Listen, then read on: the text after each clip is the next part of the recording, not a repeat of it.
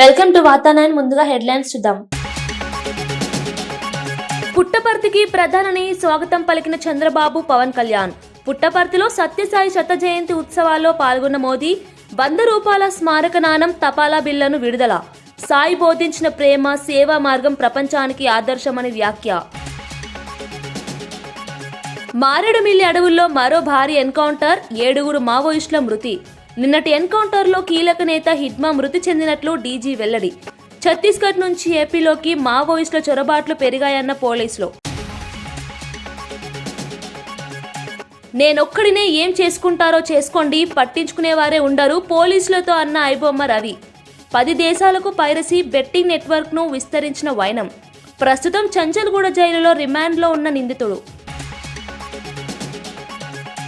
కృష్ణా జిల్లా నాగాయలంక శివాలయంలో అరుదైన దృశ్యం. ఆలయ పరిసరాల్లో వందలాదిగా ప్రత్యక్షమైన నీటి పాములు. కార్తీక మాసంలో ఏటా జరిగే అద్భుతమంటున్న స్థానికులు. శివుడి మహిమే కారణమని ప్రగాఢంగా విశ్వసిస్తున్న భక్తులు. తుపాకీ గొట్టం పట్టుకొని ఏమీ సాధించలేరు అన్న బండి సంజయ్. ఇదే విషయాన్ని బీజేపీ పార్టీ ముందు నుంచే చెబుతోందని వెల్లడి. అర్బన్ నక్సలైట్లు అమాయక యువతని రెచ్చగొట్టి వాళ్ళ ప్రాణాలను బలి తీసుకుంటున్నారు అన్న కేంద్ర మంత్రి. ప్రముఖ పైరసీ వెబ్సైట్ ఐబొమ్మ నిర్వాహకుడిగా భావిస్తున్న ఇమంది రవి అరెస్టుతో సంచలన విషయాలు బయటకు వచ్చాయి. కేవలం సినిమా పైరసీకే పరిమితం కాకుండా 10 దేశాల్లో నెట్వర్క్ ను ఏర్పాటు చేసి ఆన్లైన్ బెట్టింగ్ యాప్ల ప్రమోషన్ ద్వారా 100 కోట్ల అక్రమ కార్యకలాపాలు నిర్వహించినట్లు పోలీసుల దర్యాప్తులో తేలింది. భారీ ఆర్థిక లావాదేవీలు జరిగినట్లు గుర్తించిన ఎన్ఫోర్స్మెంట్ డైరెక్టరేట్ కూడా ఈ కేసులో రంగంలోకి దిగింది. కేసుకు సంబంధించిన పూర్తి వివరాలను తమకు అందించాలని ఈడీ హైదరాబాద్ పోలీసులకు ఇప్పటికే లేఖ రాసింది. సాఫ్ట్వేర్ ఇంజనీర్ గా పనిచేసిన రవి తన జీతం సరిపోకపోవడంతో పాటు ఇంట్లో భార్య, అత్తమామల నుంచి చులకన మాటలు వినాల్సి రావడంతో సులభంగా డబ్బు సంపాదించాలని నిర్ణయించినట్లు విచారణలో చెప్పాడు. అల్లూరి సీతారామరాజు జిల్లా ఏజెన్సీ ప్రాంతంలో మావోయిస్టుల కదలికలు మళ్లీ చెలరేగాయి. మారేడుమిల్లి అటవీ ప్రాంతంలో ఈ తెల్లవారుజామున భద్రతా బలగాలు కూంబింగ్ చేస్తుండగా మావోయిస్టులు కాల్పులకు తెగబడ్డారు. వెంటనే ప్రతిగా కాల్పులు సాగడంతో 2 వైపులా తీవ్రమైన ఎదురుదాడులు జరిగాయి. ఈ ఎన్కౌంటర్లో 7 మావోయిస్టులు మృతి చెందినట్లు పోలీసులు తెలిపారు. మృతులంతా ఛత్తీస్గఢ్ రాష్ట్రానికి చెందిన వారిగా గుర్తించారు. వారిలో మావోయిస్టు అగ్రనేత దేవ్జీ కూడా ఉన్నట్లు సమాచారం. తరువాత మృతదేహాలను రంపచోడవరం ఏరియా ఆసుపత్రికి తరలించి పోస్టుమార్టం నిర్వహిస్తున్నారు. అడవిలో ఇంకా భద్రతా బలగాలు కూంబిం కొనసాగిస్తున్నాయి. మరికొందరు మావోయిస్టులు అక్కడే దాగి ఉండే అవకాశం ఉన్నందున బలగాలు కృష్ణా జిల్లా నాగాయలంకలో అరుదైన ప్రకృతి దృశ్యం స్థానికులను, భక్తులను ఆశ్చర్యపరుస్తోంది. కార్తీక మాస సందర్భంగా రామలింగేశ్వర స్వామి ఆలయ సమీపానికి వందలాది నీటి పాములు చేరుకోవడం విశేషంగా మారింది. ఆలయం వెనుక గల కృష్ణా నది ప్రవాహంలో పాములు గుంపులుగా సంచరిస్తున్న దృశ్యాలు భక్తులను విస్మయానికి గురిచేశాయి. ఈ ప్రాంతంలో కార్తీక మాసంలో పాములు కనిపించడం ఆనవాయితీ అయినప్పటికీ ఈసారి వాటి సంఖ్య వందల్లో ఉండడం ప్రత్యేకంగా నిలిచింది.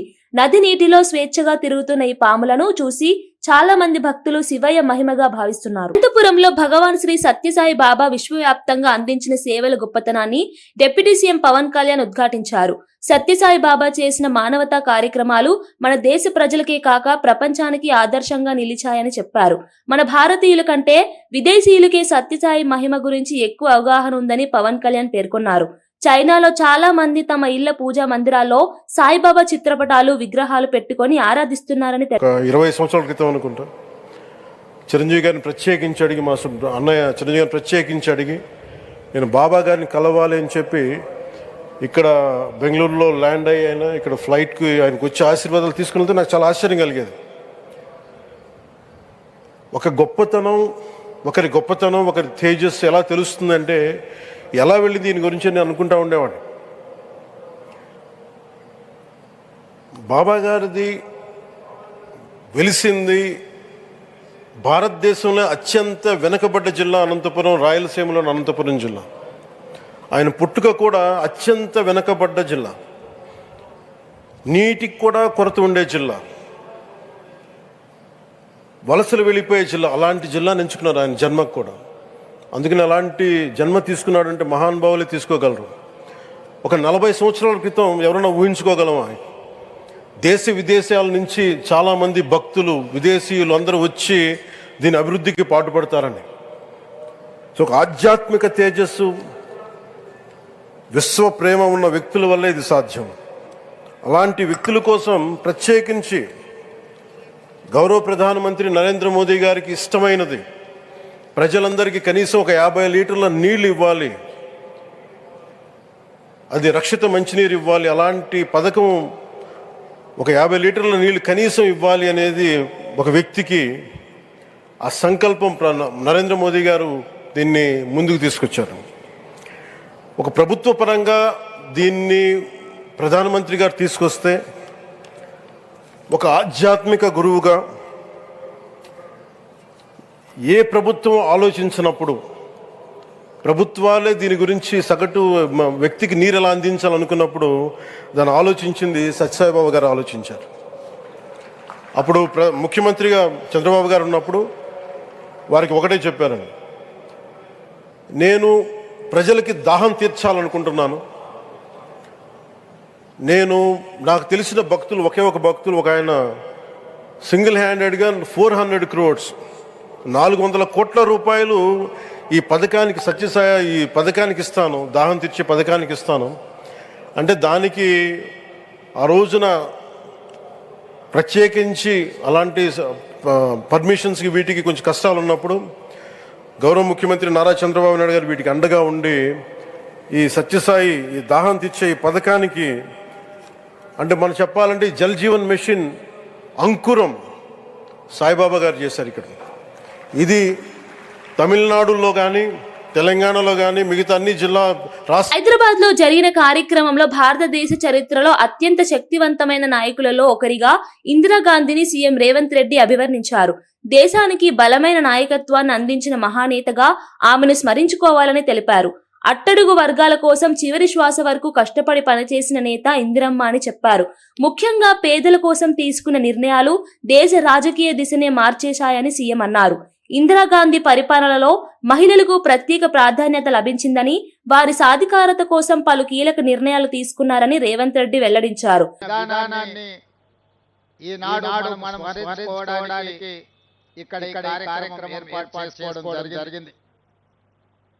మిత్రులారా, ఆనాడు లాల్ బహదూర్ శాస్త్రి గారి అకాల మరణంతో ఈ దేశంలో రాజకీయ నాయకత్వ శూన్యత ఏర్పడ్డది. ఆ సందర్భంగా కాంగ్రెస్ పార్టీ నాయకులందరూ కలిసి శ్రీమతి ఇందిరాగాంధీ గారిని ఈ దేశ ప్రధానమంత్రిగా బాధ్యతలు స్వీకరించమని, వారు బాధ్యతలు స్వీకరించిన తర్వాత పరిపాలనలో వారు తీసుకొచ్చిన విప్లవాత్మకమైన మార్పులు ఈనాడు దేశంలో ముఖ్యంగా దళితులు, గిరిజనులు, బలహీన వర్గాలు, అట్టడుగు వర్గాలను రోజు పాలకులుగా ఉన్న వాళ్ళని తయారు చేసి డాక్టర్ బాబాసాహెబ్ అంబేద్కర్ గారు ఏ కలలు కన్నారో రాజ్యాంగాన్ని మనకు అందించి ఆ కలలను సాకారం చేయడానికి చివరి శ్వాస వరకు ఆఖరి రక్త బొట్టు వరకు ఇందిరాగాంధీ గారు అవిరాళమైన కృషి చేయడం జరిగింది.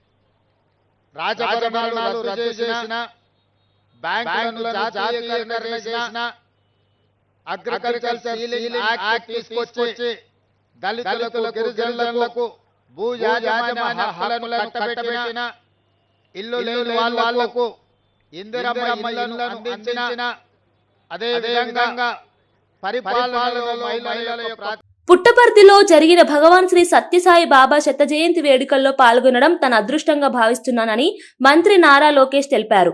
ప్రశాంతి నిలయం నిస్సీమ శాంతికి నిలయంగా ఉండి లక్షలాది మంది భక్తులకు ఆధ్యాత్మిక స్ఫూర్తిని అందిస్తోందని ఆయన అన్నారు. సత్యసాయి బాబా బోధనలు సమాజానికి మార్గదర్శకంగా నిలుస్తాయని పేర్కొన్నారు. సేవే మన కులం, సమానత్వమే మన మతం అనే సందేశం ప్రతి వ్యక్తి హృదయంలో నాటుకోవాలని లోకేష్ చెప్పారు. సత్యసాయి బాబా జీవితం మానవతకు పాఠంగా నిలిచిందని, ఆయన చూపిన సేవా మార్గం భావితరాలకు దిశానిర్దేశం చేస్తుందని మంత్రి అభిప్రాయపడ్డారు. భగవాన్ సాయి సత్య బాబా మన మధ్యలోనే ఉంటారు. శ్రీ సత్యసాయి బాబా గారి శత జయంతి ఉత్సవాల్లో పాల్గొంటాం నా అదృష్టంగా నేను భావిస్తున్నాను. మనం నిజం మాట్లాడితే సత్యసాయి బాబా మన మధ్యలో ఉంటారు. భగవాన్ చెప్పినట్లు సేవే మన కులం, సమానత్వమే మన మత్వం. Hands that help are not holier than lips that pray. Sathya Sai చెప్పిన love all, serve all, help ever, hurt never మనందరం ఆదరంగా తీసుకోవాలి. My life is my message అని ఆయన జీవితాన్నే మనకు పాఠంగా నేర్పారు Sathya Sai. From a humble village rose a divine mission that today stands as a global beacon of spirituality and service. His life and teaching continue to uplift millions across continents, cultures, faith, and age groups. A message anchored in universal love, harmony, and selfless service, relevant for every human being. Following the sacred path laid by Bhagavan Sri Satya Sai Baba, the Sri Satya Sai Central Trust and Sri Satya Sai Seva organizations are delivering unparalleled service to society. Healthcare for the healthiest global standards, delivered with compassion as its guiding principle. Super specialty hospitals offering critical life transforming treatment to lakhs who have nowhere else to turn.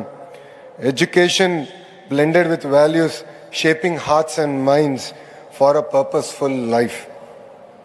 Institutions of learning that cultivate integrity, excellence, and a deep sense of responsibility towards society. Safe drinking water projects reaching villages, towns, and remote tribal hamlets, protecting health and enabling true progress.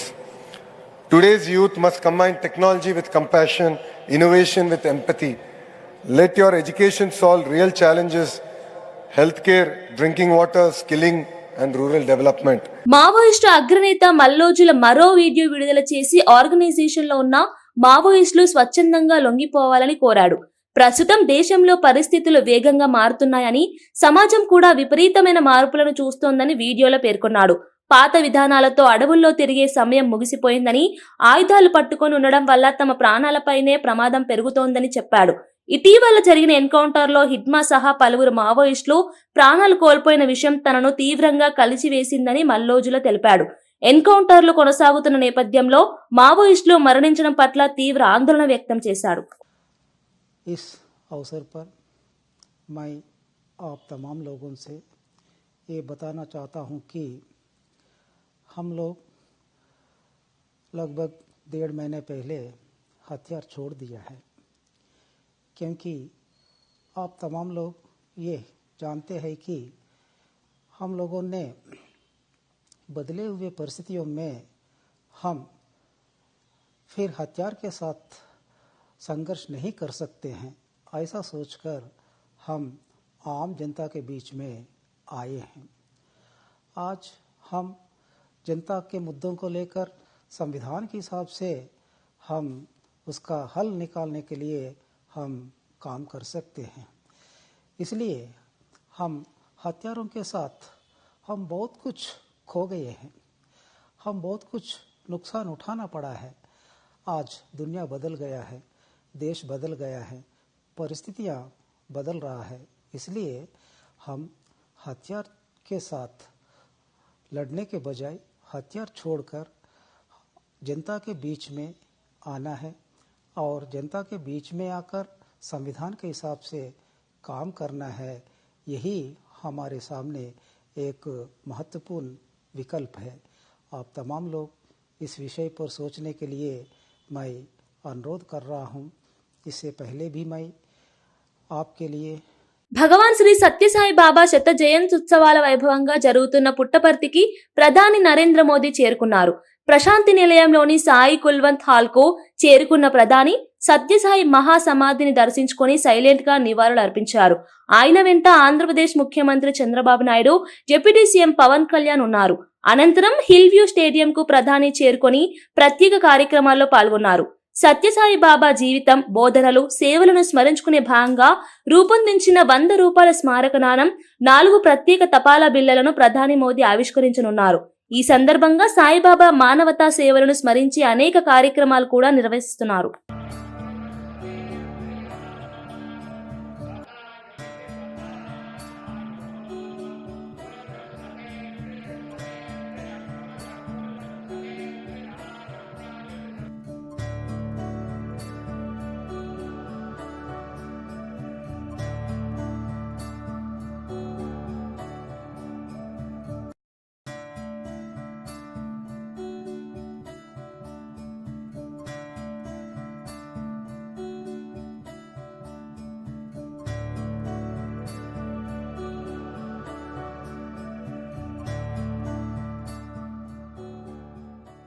Chhattisgarh లో కొనసాగుతున్న operation Kagar మరియు తెలంగాణలో ఇటీవల జరిగిన కొంతమంది మావోయిస్టుల surrender నేపథ్యంలో మావోయిస్టులు తాత్కాలికంగా ఆంధ్రప్రదేశ్లోని పలు అరణ్య ప్రాంతాలను షెల్టర్ గా ఎంచుకుంటున్నారని ఏడీజీ మహేష్ చంద్ర లడ్డా తెలిపారు.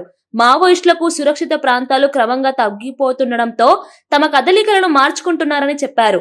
సరిహద్దు ప్రాంతాల్లో రక్షణ కోసం కొంతకాలం ఏపీలో తలదాచుకుని అనంతరం ఇతర రాష్ట్రాలకు వెళ్లే యోచనలో ఉన్నారని వెల్లడించారు. మావోయిస్టులు అడవి మార్గాల్లో చిన్న చిన్న గుంపులుగా కదులుతున్నారని, ఇంటెలిజెన్స్ ఆధారంగా పోలీసులు నిరంతరం నిఘా పెంచారని ఏడీజీ చెప్పారు. ఏపీ, ఛత్తీస్గఢ్, ఒడిశా సరిహద్దుల్లో పోలీసులు అప్రమత్తంగా వ్యవహరిస్తున్నారని వివరించారు. మాకు ఏదో హాని చేస్తారు, ఇంటర్నల్ రైవల్రీ బేసికలీ. సో దానివల్ల they are looking for the new places. దానిలో AP is one, then Odisha is one, then the other neighbouring states. Because ఛత్తీస్గఢ్లో కంటిన్యూస్గా వాళ్ళ ఫీలింగ్ అంటే ఏఓపీస్ పోలీస్ ఆపరేషన్స్ కంటిన్యూగా అవుతున్నాయి, మాకు అక్కడ ఎగ్జిస్టెన్స్ కష్టం అంతా, దానికి వాళ్ళు వస్తున్నారా. సో దాని పాఠంలో ఇనీషియలీ ఇనీషియల్లీ ఇచ్చి షెల్టర్ తీసుకోవాలి. కొన్ని రోజులు అబ్జర్వ్ చేసిన తర్వాత వెపన్స్ తెప్పించి మళ్ళీ ఆ ఏఓబీ ఏరియాలో పోయి మూవ్మెంట్ రివైవ్ చేయాలి, దానికి ప్లాన్లో ఉన్నారు. ఆంధ్రప్రదేశ్లో పెట్టుబడుల పేరుట సీఎం చంద్రబాబు ప్రజలను మభ్యపెడుతున్నారని ఏపీసీసీ చీఫ్ వైఎస్ షర్మిల తీవ్ర విమర్శలు చేశారు. లక్షల కోట్ల పెట్టుబడులు వస్తున్నాయంటూ ముఖ్యమంత్రి చేస్తున్న ప్రచారం వాస్తవానికి దూరంగా ఉందని షర్మిల వ్యాఖ్యానించారు. కుప్పం నుండి ఇచ్చాపురం వరకు ఎక్కడ చూసినా కంపెనీలు ఏర్పాటు అవుతున్నట్లుగా ప్రభుత్వం హంగామా చేస్తోందని, కానీ నేలపై పరిస్థితి పూర్తిగా భిన్నంగా ఉందని చెప్పారు. అమరావతిలో మీడియాతో మాట్లాడిన షర్మిల, గతంలో కూడా చంద్రబాబు ఇలాంటి మాటలతో ప్రజలను మోసగించిన విషయం కొత్తేమీ కాదని అన్నారు. వస్తున్నాయని, దానికి సంబంధించి 16,31,000 ఉద్యోగాలు వస్తున్నట్టుగా ప్రకటించారు. ఈ సిఐఐ సమిట్కి సంబంధం లేకుండా ఈ సిఐఐ సమిట్తో కలుపుకొని గత 17 నెలలుగా చంద్రబాబు గారు ముఖ్యమంత్రిగా ఉన్న కాలంలో ఆల్ పుట్ టుగెదర్ 22 లక్షల కోట్ల పెట్టుబడులు చంద్రబాబు గారి సామర్థ్యం వల్ల సాధ్యమైందని, అందుకు 20 లక్షల ఉద్యోగాలు వస్తున్నాయని ప్రకటించుకున్నారు. ఇంతేకాదు, ఇదంతా చంద్రబాబు గారి విజన్ అని, లోకేష్ గారి పట్టుదల అని, దూరంగా వెళ్ళిపోయిన లేదా పారిపోయిన ఇన్వెస్టర్లంతా ఇప్పుడు మళ్ళీ వెనక్కి వస్తారు. హైదరాబాద్ లో టీపీసీసీ వర్కింగ్ ప్రెసిడెంట్ జగ్గారెడ్డి మాట్లాడారు. భారతదేశ ప్రజల కోసం తన రక్తాన్ని, ప్రాణాలను అర్పించిన అరుదైన నాయకురాలు ఇందిరాగాంధీ అని అన్నారు. దేశం కోసం ప్రాణం త్యాగం చేసిన నాయకత్వం కాంగ్రెస్ పార్టీ చరిత్రలో మాత్రమే ఉందని, బీజేపీలో అలాంటి నేత ఒక్కరైనా ఉన్నారా అని ప్రశ్నించారు. ప్రజల హక్కుల కోసం చివరి శ్వాస వరకు పోరాడిన నాయకురాలు ఇందిరమ్మ అని జగ్గారెడ్డి చెప్పారు. గరీబీ హఠావో నినాదంతో దేశంలో పేదరిక నిర్మూలనకు మార్గం సుగమం చేసినది ఇందిరాదేనని ఆయన తెలిపారు. రోటీ కప్డా ఔర్ మఖాన్ అనే నినాదంతో నిరుపేదల జీవనోపాధిని మెరుగుపరిచే పథకాలు తీసుకువచ్చారని చెప్పారు.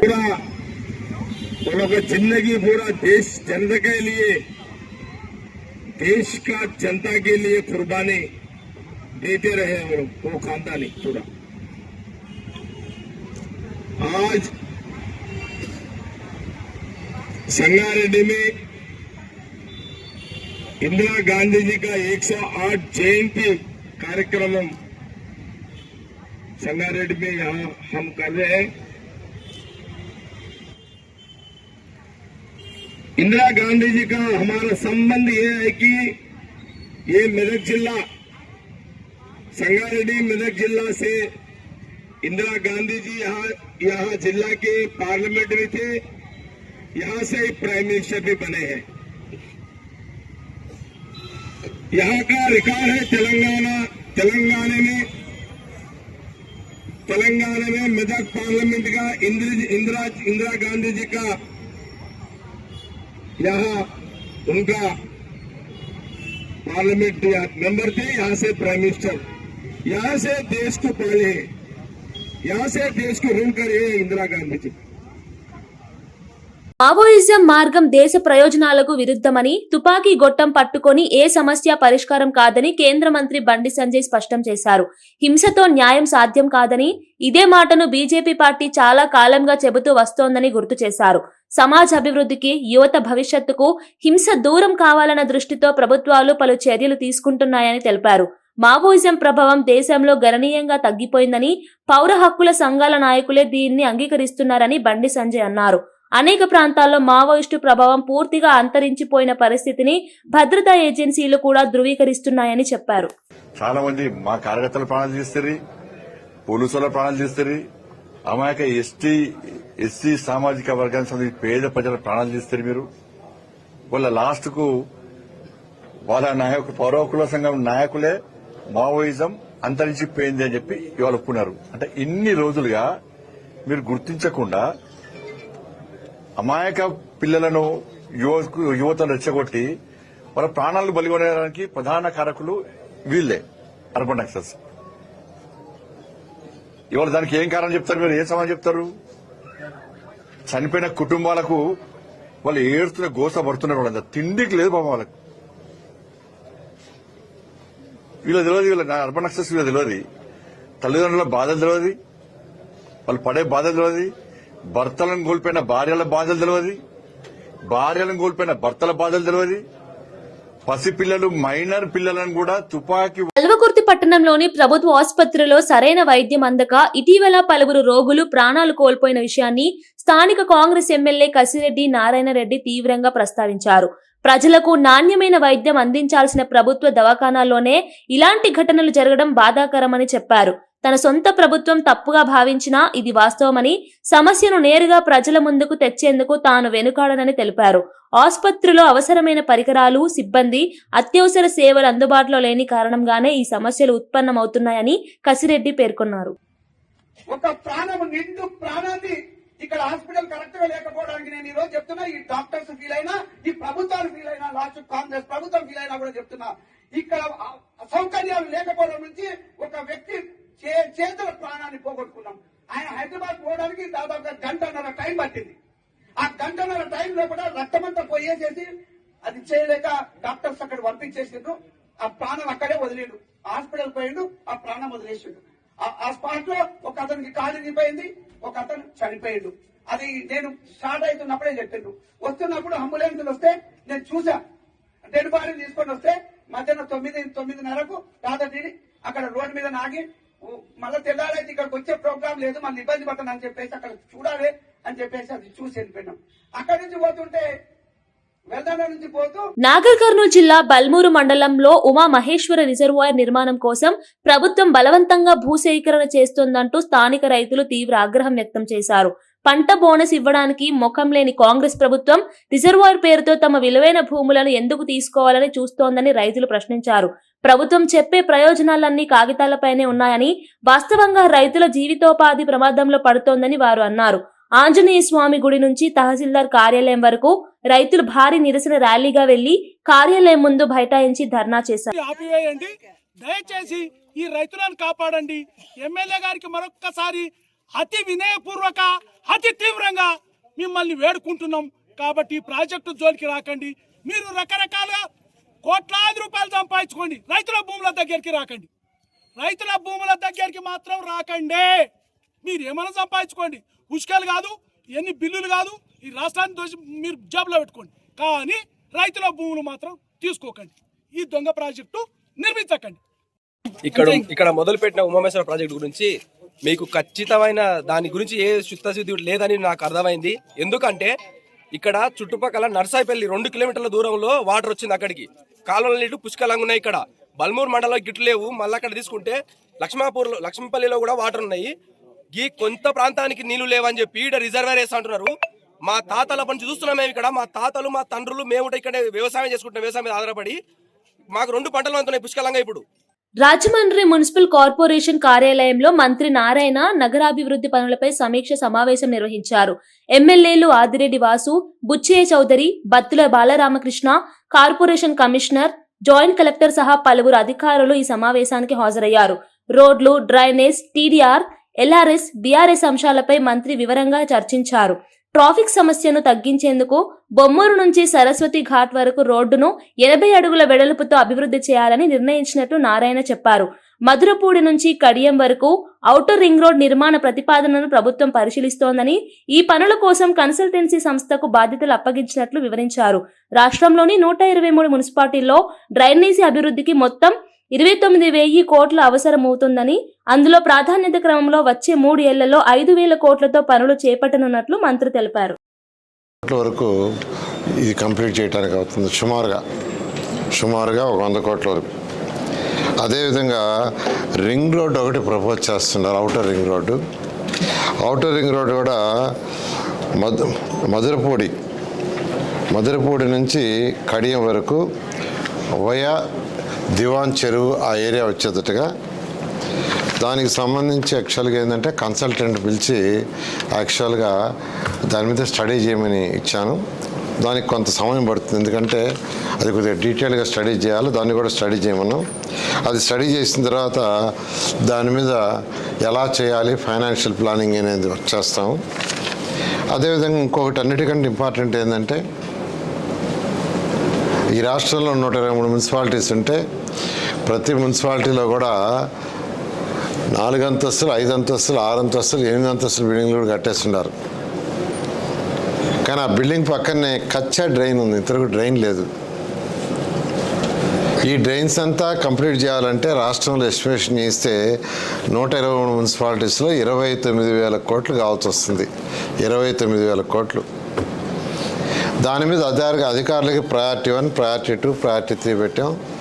అంటే ఎక్కువ డెన్సిటీ పాపులేషన్ ఉండి ఎక్కువ హౌసెస్ కట్టేసి ఉన్న వాటిని ప్రయారిటీ 1గా, అటు కాకుండా హౌసెస్ కట్టున్నారు కానీ 100% ఆక్యుపెన్సీ రాలేదు, అది ప్రయారిటీ 2. అలా కాకుండా ఎక్స్టెండెడ్ ఏరియా ప్రయారిటీ 3 తీస్తే ప్రయారిటీ 1 5,000 కోట్లు వచ్చింది, ప్రయారిటీ 2 మరొక 5,000 కోట్లు వచ్చింది, ప్రయారిటీ 3 బ్యాలెన్స్ అది 19,000 కోట్లు.